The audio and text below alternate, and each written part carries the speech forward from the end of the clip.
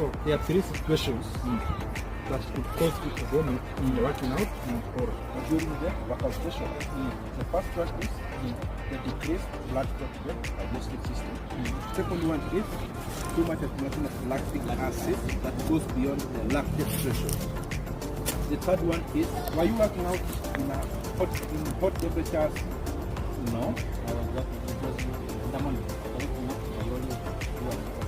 Were you hydrating as you work out? No. So that one could also cause you to vomit when you work out in hot temperatures, or when you work out while you are dehydrated. So let me explain these three aspects or these three situations in detail.